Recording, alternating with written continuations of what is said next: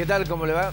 Muy buenas noches, bienvenidos a esta edición de Objetivos por Canal C de Cablevisión, como es habitual los sábados a las 20:30 horas, de regreso. Pero he estado muy bien reemplazado. Yo hablaba del serrucho desde Arizona telefónicamente la semana pasada. Ya me han dicho varios que me puedo ir con toda tranquilidad porque Blanco ha cumplido perfectamente la función de conductor del programa, así que se puede quedar él todo el año sin ningún tipo de problema de ninguna naturaleza. Ya vamos a hablar con Alfredo precisamente de los temas económicos. Vamos a estar con María Costa.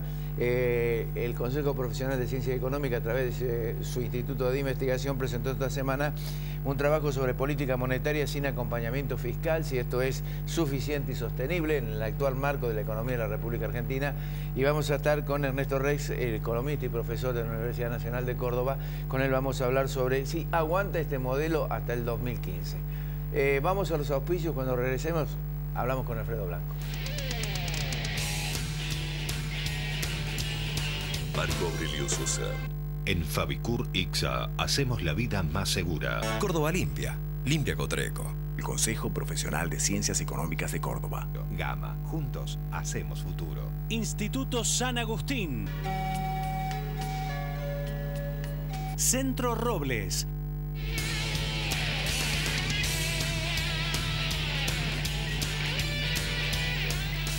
Análisis de la semana con Alfredo Blanco luego de sus auspicios.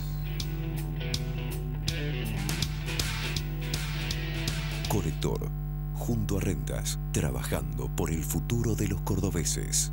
La calidad, nuestra pasión. La satisfacción del cliente, nuestra obsesión.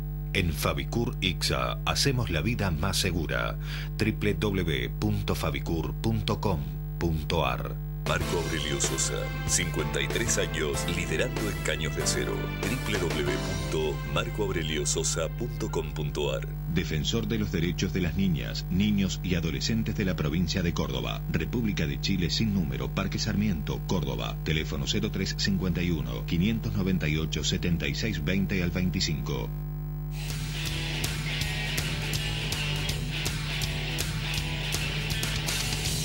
Alfredo, ¿qué tal? Gracias por el reemplazo. Hemos recibido varias quejas por su ausencia. Hemos logrado que no se caigan todos los anunciantes. Pero fue un impacto bastante fuerte. Aclaremos para quien no lo tenga presente que es a propósito de que Ricardo Fonseca estuvo en Estados Unidos. Nos comunicamos la semana pasada por teléfono. Y de todos modos, antes de hacer el comentario económico, no me quiero privar de preguntarte que me des una impresión, porque en realidad nosotros tenemos una idea de Estados Unidos. Estados Unidos son muchos países en uno. Así es. Y Arizona es una zona bastante particular. ¿Con qué impresión te has vuelto de allá? Muy buena impresión, o sea, yo nunca pensé, cuando vos decís Arizona decís desierto, es decir, que con qué te vas a encontrar y te encontrás yo me con lo una imagino ciudad. a John Wayne. Claro, digamos, bueno, ya te voy a contar de John Wayne. Te imaginás el desierto y nada que ver, es una ciudad pujante. Phoenix es una ciudad impresionante, carreteras de las que busques, fáciles conexiones de toda naturaleza. Está construida en tipo cuadrado y es como Córdoba. Tiene ciudades satélites, ciudades dormitorio, por ejemplo Chandler, Tempe, Guadalupe, de distintas características sociales, pero todos confluyen a Phoenix, que tiene el tercer aeropuerto en importancia en tráfico aéreo. Pero lo interesante de Arizona son algunas características particulares. El Gran Cañón hay que verlo. No se puede describir, hay que ir a verlo. Debe ser una cosa realmente no se puede describir, ni siquiera mostrar la foto. Hay que ir y verlo directamente. Fácil para llegar porque las rutas están todas total y absolutamente señalizadas. Un obrero de clase media cobra $50.000 por año. Un catedrático de escuela secundaria, $85 la hora, lo cual es un salario importante teniendo varias cantidades de horas el universitario más. Un oficial, o mejor dicho, un trabajador de servicio, $120 la hora cobra. Un electricista o tiene 80.000 estudiantes. La Universidad de Phoenix tiene 80.000 estudiantes. Estuve en Tucson, porque Diego era panelista mi hijo era panelista sobre letras y humanidades en la Universidad de Arizona, y el Arizona Daily Star, hicieron también maravillosa. Jerome y Prescott son dos ciudades al estilo Far West, construidas como al estilo Far West, con la fachada. Adentro es totalmente diferente, pero afuera la fachada es muy linda. Y hay un personaje que se llama Joe Sampaio. Joe Sampaio es el sheriff de Phoenix. Todavía tienen el sheriff. Tiene portación de armas. Tiene portación de armas. Portación de armas, pena de muerte. En Prescott es donde se hacían los grandes rodeos. Claro. Y están las fotos de todos los participantes del rodeo, entre ellos John Wayne, que participaba en los rodeos de Prescott.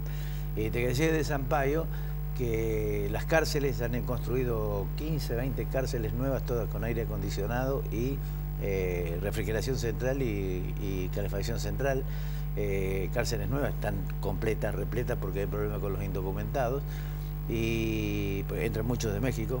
Entonces, que está en México, creo que linda con México, con Nevada, con Nuevo México y con California, Arizona.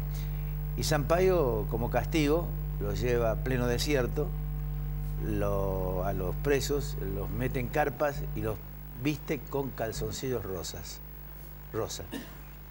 Eso es lo que hace Sampaio en cosas. Muy lindo, Arizona, muy lindo. Salvo esa parte de los calzoncillos rosas. Bueno, nos vayamos del lejano oeste y vengamos al oeste próximo. Al Far West argentino. Bueno, en estos programas pasados nosotros insistimos bastante, bueno, lo habíamos dicho cuando hicimos el primer programa de este ciclo, en esta idea de que el gobierno intentaba tener una especie de puente hasta abril y que los sucesos de inestabilidad cambiaria y demás lo obligaron a hacer cosas en las cuales no creen demasiado. Y decíamos mucho que el talón de Aquiles iba a ser el tema de la evolución de los precios, entre otras cosas, más allá del impacto que las medidas seguramente tenían en términos de nivel de actividad, el aumento brusco de la tasa de interés, la devaluación, etc. Y en la semana pasada teníamos ya algunos datos de cómo iba la inflación. Todavía no se había publicado el índice de precios al consumidor nacional o urbano que se conoció esta semana, pero ya teníamos el dato al menos de 3 estimaciones para Córdoba que podrían ser consideradas una aproximación de la inflación. Una era la estimación de la canasta que hace el Consejo Profesional y que en el mes de enero le había dado relativamente parecido a lo que fue el índice de precios y que en febrero le daba cerca del 8%, digo en grandes números. Una cosa parecida ocurría con el índice de precios con el aumento de la canasta que releva la Defensoría del Pueblo a través de su instituto, y algo parecido le dio el índice del CIPE, también le dio parecido, cercano al 8%. Porque yo decía en el programa pasado que así como en enero casi todas las estimaciones estuvieron cerca de la oficial, parecía poco probable que en febrero apareciera el INDEC diciendo que había habido una inflación del 8%, ¿no? Bueno, de hecho no ocurrió así, de hecho dio un índice sustancialmente menor al que uno podía inferir a partir de estas estimaciones. Pero la reflexión que quiero hacer tiene que ver con una afirmación que ha hecho el jefe de gabinete. El jefe de gabinete mostró o comentó sobre la inflación de febrero, diciendo, bueno, en realidad es un poco alta, pero hemos logrado estabilizar la economía. Esta fue la expresión de él. En realidad, hasta ahora, veremos qué es lo que pasa en marzo, pero hasta ahora lo que han estabilizado es una tasa de inflación altísima. Así es. Porque si uno piensa en un 7% entre los 2 primeros meses, ni hablemos de anualizar la tasa de enero de febrero, que le va a dar inflación del 40 o del 50%. Entonces, lo que yo quería decir es esto. Si el jefe de gabinete realmente cree lo que dijo, estamos en un problema que el gobierno ya tuvo en el pasado, que es subestimar los efectos de la inestabilidad de precios. Hoy vamos a tener la visita de María Costa del Consejo. A propósito de la cuestión fiscal vamos a hablar, porque da la impresión que hasta ahora el logro de calmar el frente cambiario, digamos, sobre la base de de aspirar mucho dinero, de una tasa de las letras muy alta que tiene un efecto sobre el nivel de actividad. Bueno, hasta ahora eso es como para esperar que seguramente el mes que viene van a empezar a entrar los resultados de la liquidación de divisas de la cosecha y lo tendremos a Capitanía diciendo, bueno, lo hemos superado, ven cómo aumentan las reservas. Porque en realidad esta semana, ayer, las reservas, a pesar de que Central compró, las reservas volvieron a caer, de manera tal que todavía no estamos en ese momento en el cual el gobierno va a poder hacer alarde de haber aumentado las reservas, que pienso que eso va a ser con seguridad, digamos, a lo mejor mediados de abril. Que yo creo que es la expectativa más importante que tiene el gobierno mirando la finalización del 2014. ¿no? Y que tiene buenas chances, porque de hecho van a entrar, se van a liquidar las exportaciones. Mientras tanto, el Central sigue tomando medidas para mantener muy bajo control las expectativas en el mercado cambiario, así como en su momento le dijo, usted no puede tener más del 30% de su responsabilidad patrimonial computable a los bancos del sistema en dólares o en títulos nominados en moneda extranjera. Bueno, ahora, ayer, le fijó una nueva restricción que tiene que ver con los contratos a futuro. Yo recuerdo que vos decías que Fábrica no es Marco del Pon. No, seguramente, y además tomó medidas drásticas. Ahora le ha dicho, mire, le vamos a computar como tenencias las operaciones a futuro que usted le haya transferido a empresas que estén vinculadas al grupo al cual pertenece el banco. Digamos, lo que está haciendo, yo diría, es intentar, digamos, sostener lo que fue una decisión que seguramente implicó mucha discusión interna, que fue la discusión de dejar que se, digamos, de devaluar y de aumentar la tasa de interés. Ahora, eso, tal cual venimos diciendo, tiene un límite en el tiempo. Si la economía argentina sigue ajustando los precios al 4%, obviamente los 8 pesos, los 7,98, lo que sea, bueno, vamos a pasar seguramente abril bien, mayo bien, vamos a aumentar las reservas, etcétera, etcétera, y vamos a llegar a agosto con expectativas de devaluación de nuevo. Y eso, la única forma de resolverlo es que haya un poco más de consistencia entre las decisiones de la política monetaria y las decisiones de la política fiscal.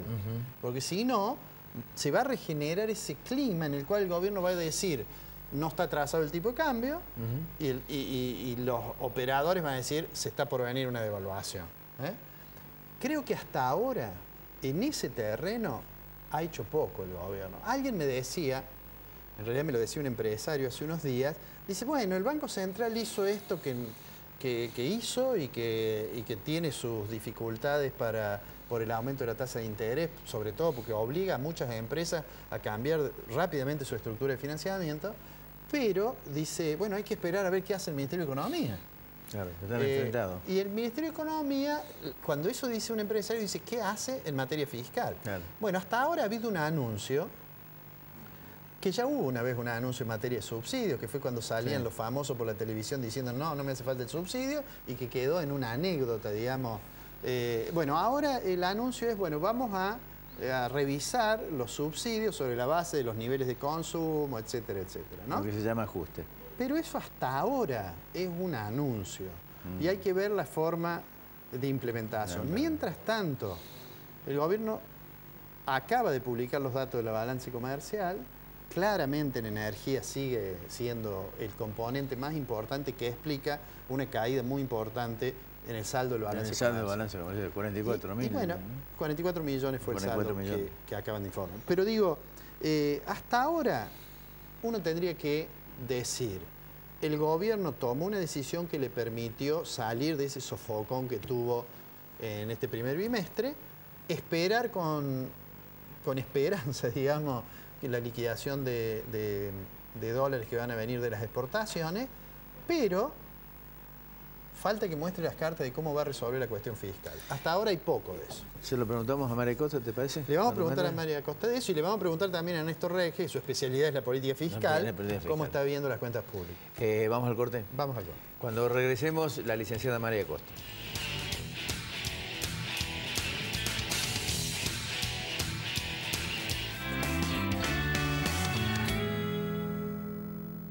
Un contador sin matrícula no está habilitado y puede inhabilitar su negocio.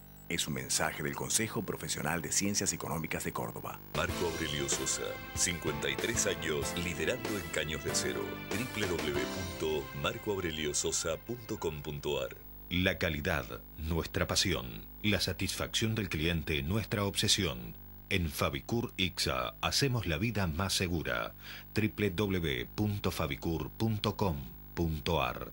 Instituto San Agustín. Atención especializada con sistema de autorización y provisión de medicamentos oncológicos. Confiabilidad y seguridad. Certificación en normas ISO 9001. IMIX. Sistema de autorización y provisión de medicamentos oncológicos. Confiabilidad y seguridad. Certificación en normas ISO 9001.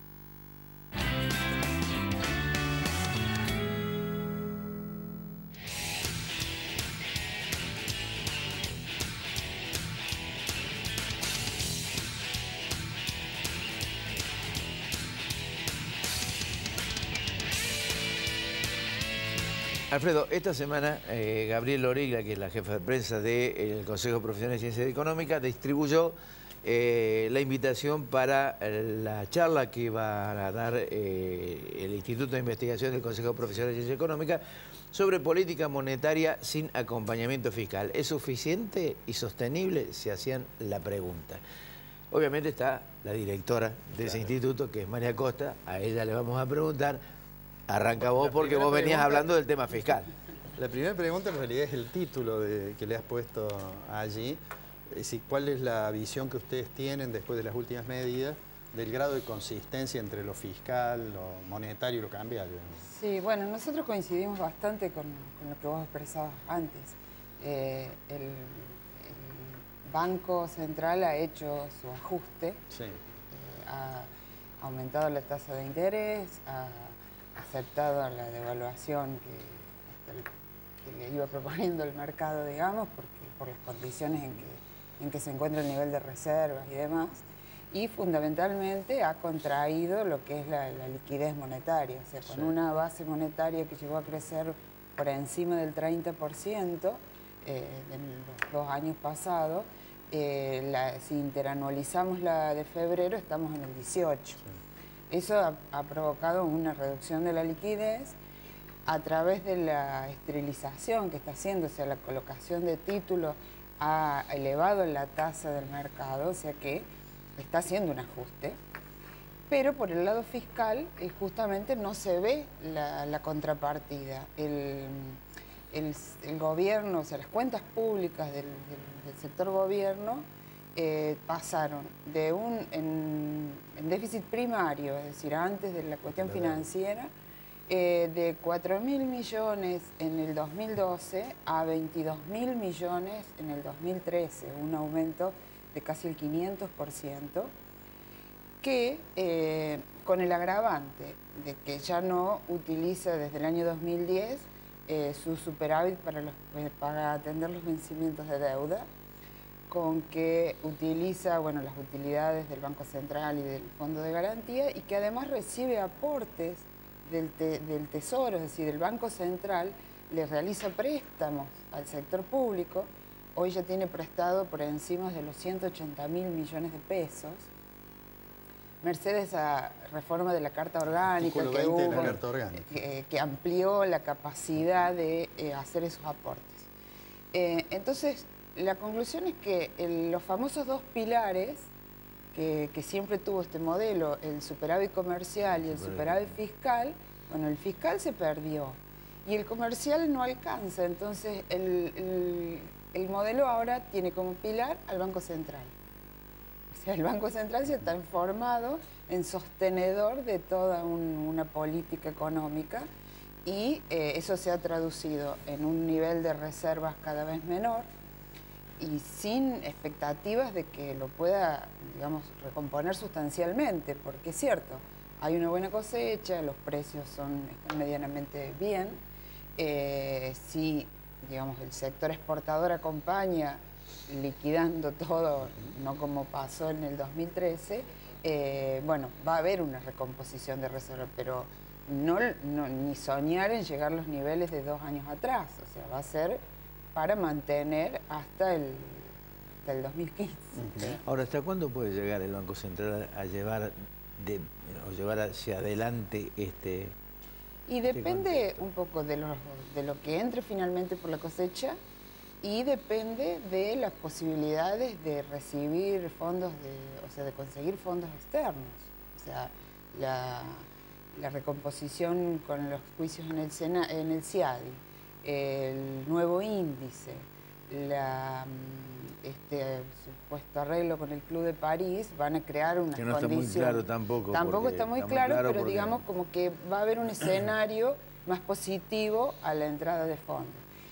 A través de YPF también van a entrar fondos líquidos que, si bien YPF ahora ha usado parte de las reservas para pagar esta compañía que compró, en realidad la idea es que los dólares que YPF pueda, digamos, obtener en el exterior vayan directo al Banco Central. Claro. Entonces esos son los elementos que van a ir a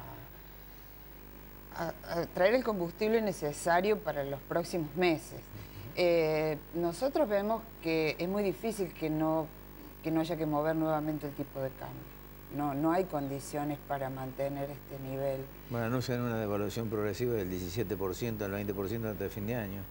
Más. Sí, en realidad eso para mí tiene un riesgo, o sea, en realidad todo es riesgoso, pero hasta el mes de diciembre veníamos con devaluaciones paulatinas, mini devaluaciones. Tipo tablita Martínez de Oro. Que hace que los actores los adelanten, o sea, que genera expectativas, entonces los importadores aceleran el ritmo, los exportadores al revés, y eso no hace más que agudizar el problema.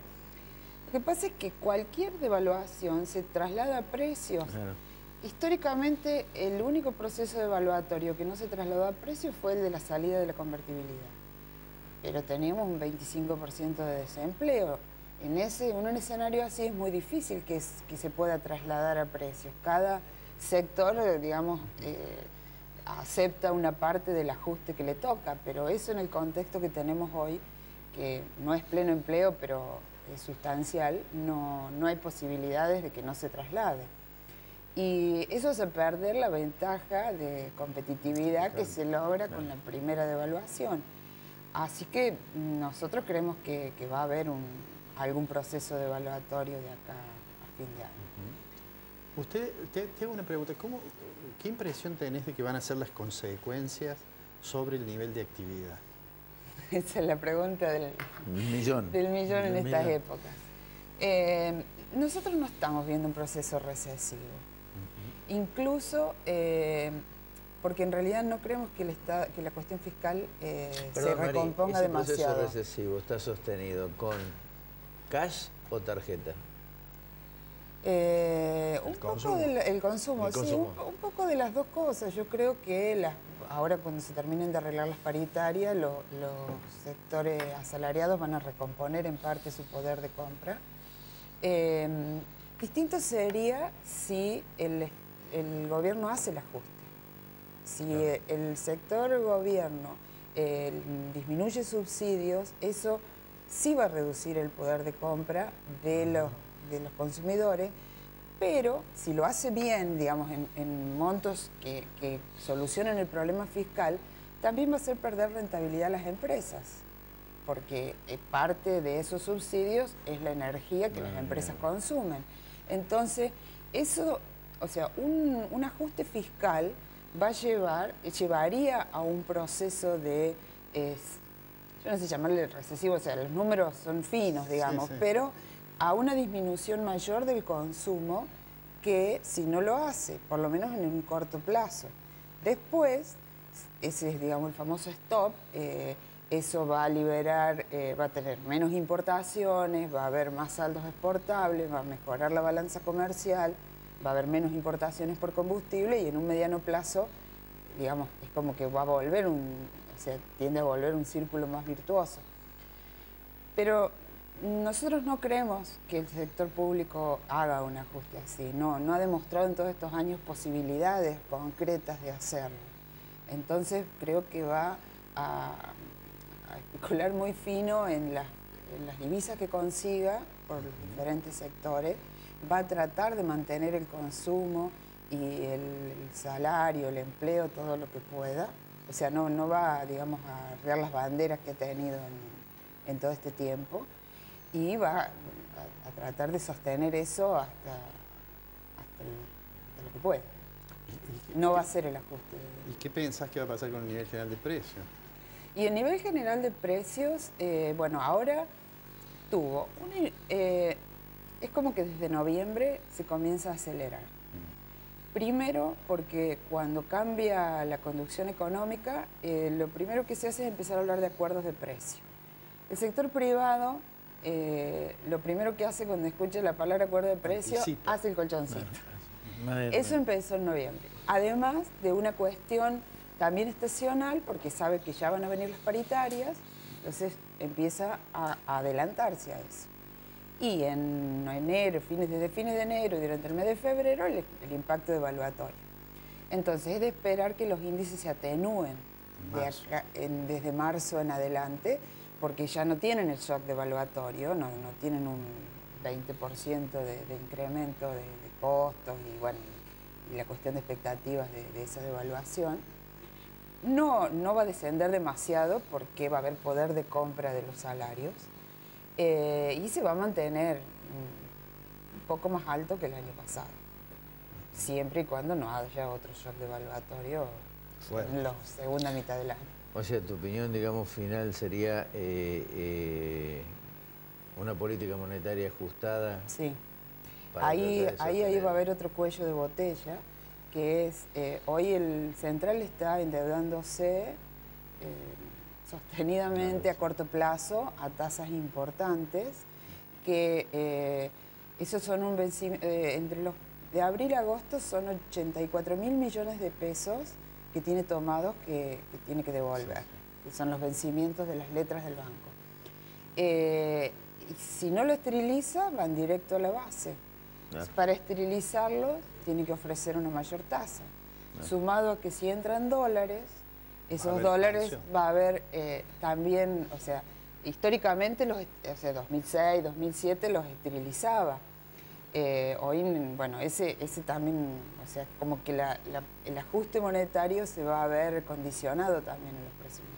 Es decir, que la política que hoy concibe el Banco Central es una política del día a día o del parche, más que una política global, en el sentido de decir, bueno, tenemos un diseño de política económica que va en ese sentido. Sí, yo creo que los objetivos son todo lo que se puede, no va a ser el resultado, no va a tener el mismo efecto que años anteriores, pero no perjudicar ni el salario ni el empleo.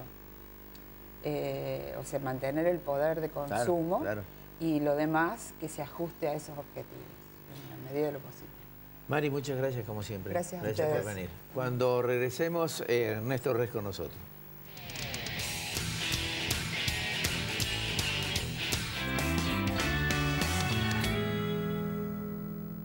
SIAFA, Sistema de Autorización y Provisión de Medicamentos Oncológicos. Confiabilidad y seguridad. Certificación en normas ISO 9001.